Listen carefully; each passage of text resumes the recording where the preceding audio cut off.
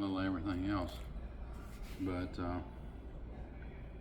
he was in school at Chapel Hill with my two boys. He was right in between them. They're 64 and 63 and 61, and he must be about 62, I guess. But we had a good time doing it, and That's awesome. He writes for Garden and Gun magazine and sporting magazines and stuff like that, and loves the outdoors. So that's how we got together on all that.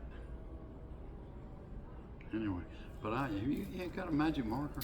Yeah, I've got a black Sharpie. That's what I want. That's what I want. Perfect. He's fixed it. I even found a print in here for you. Well, how about that? Whoa, it was open. Uh-oh. Wow, got it.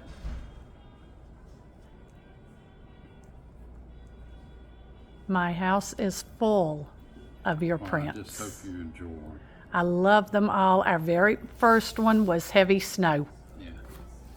Well, that's down at my studio too, and I'm a snow nut. Me too. I can actually wake up in the morning and tell if it's snow. The muffled sounds of the road, and it's just different. Right. You want to put your name or anything, or just sign it? No, I want you to just sign it. It'll be more valuable if my name's not on there.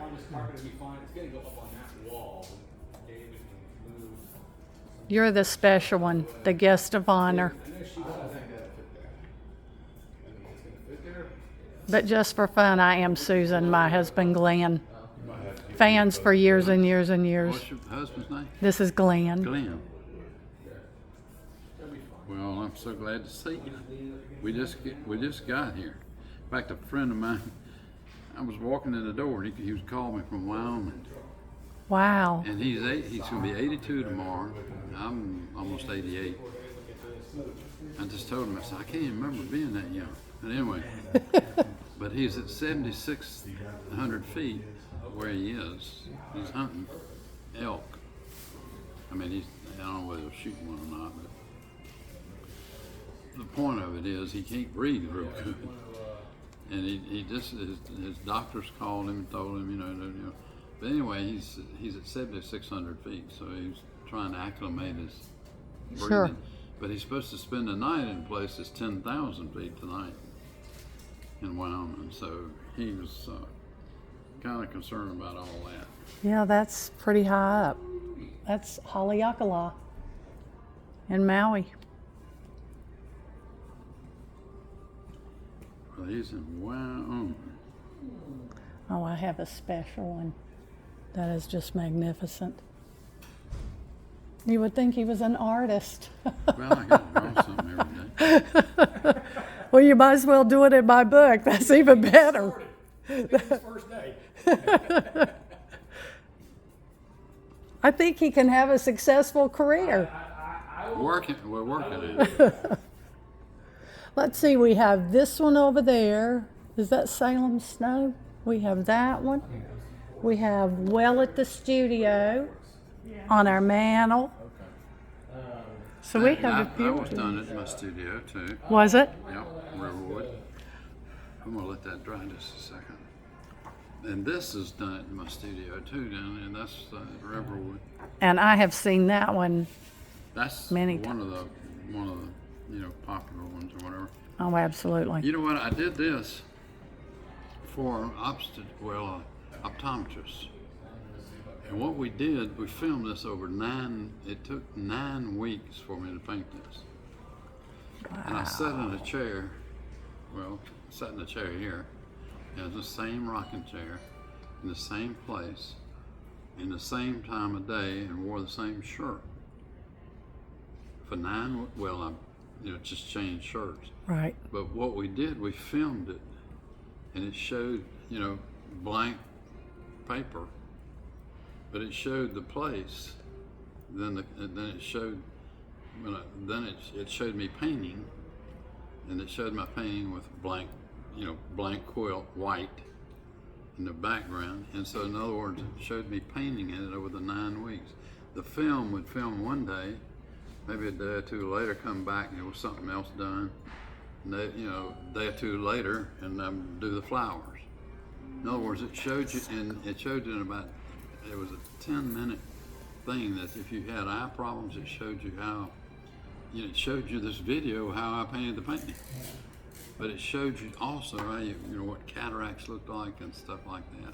Had that done last year. That So today you're clear. I've done too. Now, if I get up close to you, you're going to be blurry, but that's okay. Well, the cataracts, I mean, that's surgery is incredible. That surgery I wish could have happened a long time ago. Thank you for signing my books. Go ahead too. Good to see you. Obviously, you're being recorded too. Then I can take pictures from it. I figured that would be the easiest thing to do.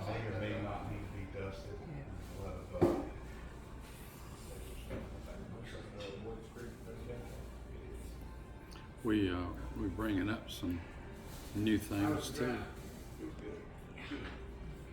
Isn't that gorgeous? Where are y'all from? We live in Valdez. I'm originally from Morganton. Senator Sam. Yeah. Senator Sam. My grandfather was Senator Sam Irvin's mentor. Cool. Senator Sam told me, wrote in his book, and everything else, many times, that the reason he was a country lawyer was because of my grandfather. The Really? reason he was a country lawyer was because of my grandfather. His name was E. or Hickory E. Raper. And he, of course, he was older. He was a lawyer. Right. And so I've always cherished that. And Senator Sam said he always, my lawyer grandfather inspired him all of his life. And of course, you know, he went to Washington and everything else. So. Well, his daughter, Betty, was one of my, I guess she taught me world history. Mm-hmm. And then I guess if you're going to sign that one, I'm going to buy it. So there you go. Oh, well, I thought it was out of not Sign it, because I guess I'm going to buy that one. see if I can do this. And This is a different- so Betty was my world history teacher in the 10th grade. Her daughter, Betsy, graduated from high school with me. And that would have been, I guess, his granddaughter, Senator Sam's granddaughter. And then Jimmy is a little ahead of me, and you know, I guess now he's a judge. Well, I just I need he my was thumb always in so that. nice to me, though. But my grandfather was, I mean, he got his law license when he was in 1885, and then my son got his license. My grandfather read law to get his, and then Dan, my son that runs our business, actually got his in 1985.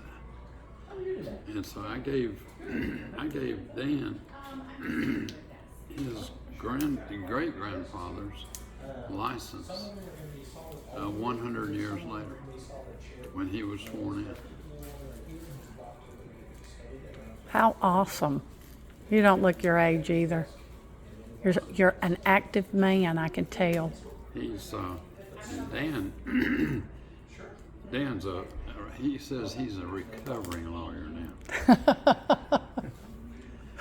he wasn't in the he wasn't into all the divorces and all that kind of stuff. He's more into real estate and all that sort of stuff. Right. He didn't like the negative part of it. Sure, I can understand that. I try to be as positive as possible. That's a good idea. That is a good idea. And dance till my heart is tired. Person that doesn't know how to dance, doesn't dance in his life, doesn't know how to live. That's exactly right. Not that we all have right, don't have all left feet or something.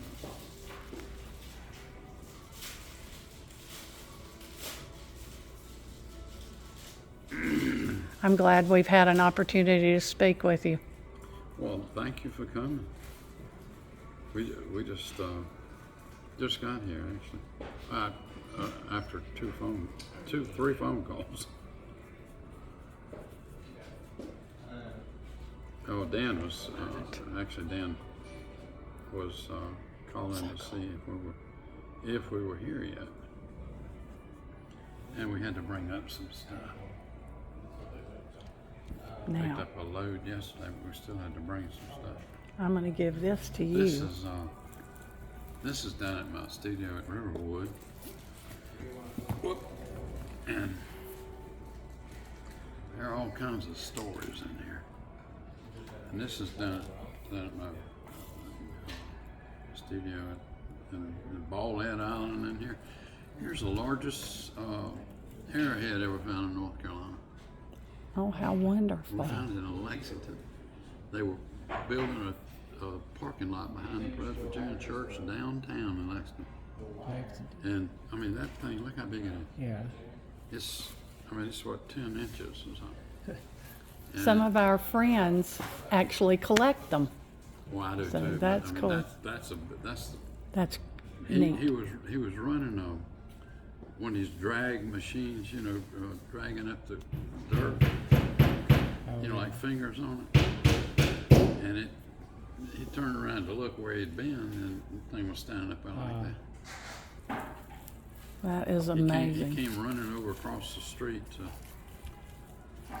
that's not going to stay on there. It's all right. He Take came it off. running across the street where I was. He knew where I was. He just came over and shut me. And so he said, "You want this?" And I said, "Well, sure I want it." But anyway, we traded. That works. I didn't let him go. Look at that gold.